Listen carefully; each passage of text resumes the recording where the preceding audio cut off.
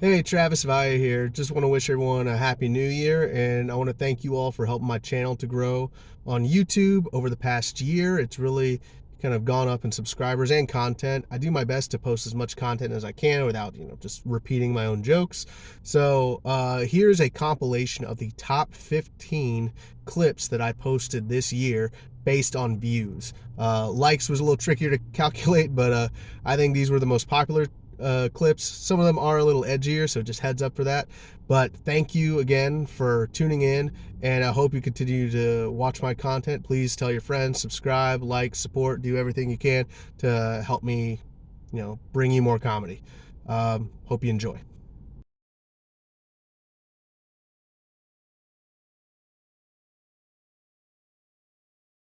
Is anyone neurotypical anymore?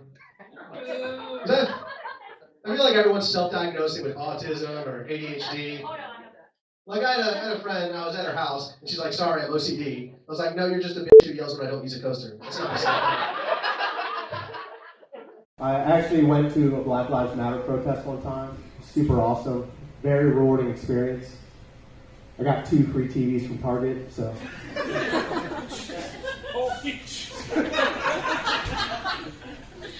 Can't wait for the next one. I saw this guy once who was wearing a Hawaiian shirt, but instead of palm trees and flowers, it was covered in swastikas. And I confronted him about it. I said, "Why are you wearing a shirt covered in swastikas? That's racist." And he said, "No, swastikas are at a 45-degree angle and rotate counterclockwise. These are at 90-degree angles and go clockwise. So they're not swastikas." And I don't know what's more racist. Wearing a shirt covered in swastikas or knowing the exact geometric dimensions of a swastika. I just want to make a quick observation here. This table feels like a table that would normally protest my comedy. I feel like you are more likely to have a Black Lives Matter flag than this table, to be honest.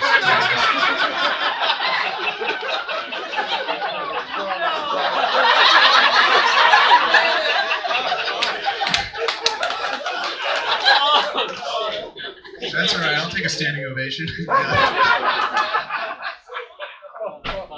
I came up with a plan to capture Santa Claus. When we put out the milk and cookies, I spiked the milk with sleeping pills to knock him out. If that didn't work, I also put laxatives in the cookies, so he gets stuck on the toilet. Now, when I woke up the next morning, I didn't find Santa Claus, but I did find my dad sleeping on the floor, covered in his own poop. It was the strangest thing, because the milk and cookies weren't even touched.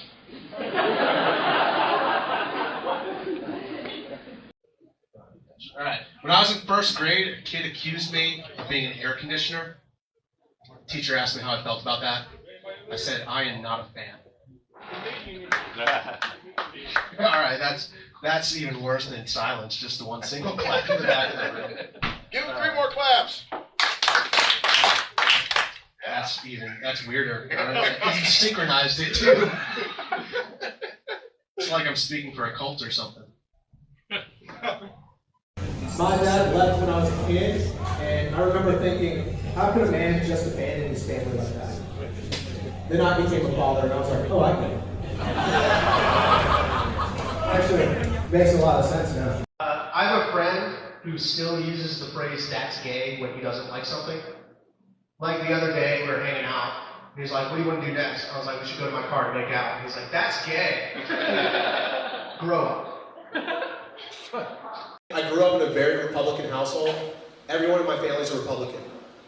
Which is why we're all so shocked when we found out that my grandma voted for Joe Biden in the 2020 election.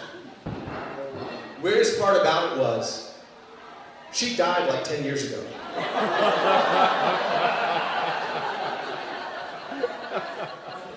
German. It's not a good idea for a guy to be praising the German culture on stage anymore. Like, that's not something people are like cool with. Like, all their food is just comfort food. Like, it's very like, the fact that don't have the obesity problem the United States has says a lot. How do they stay so fit? I don't know. I really don't. Could it be that Like- they have superior genetics? We're not gonna talk about it. We're not gonna. When I was a kid, my parents built me a treehouse in the woods. And they said, hey, why don't you try to sleep down here for a night? I was like, all right, that sounds pretty cool. So I slept out for the first night. It was a lot of fun. Ended up sleeping out there the next night after that, until finally my parents had to tell the cops where they left me. You, what's your favorite racial slur? Oh, really? Let's hear it. Okay, let's see if we can guess who this applies to. Oh, yeah. No, go ahead. Who's that for? Mud runner. Yeah. No, I heard you. You keep saying it with the hard R and everything. Filipino people. Okay. I'm Filipino. I do a lot of music. My first paid gig, I was paid in tips, and I made $2. Just $2. Yeah, I know, right?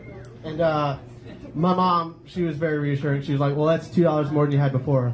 I was like, yeah, but parking was $8. So, I mean...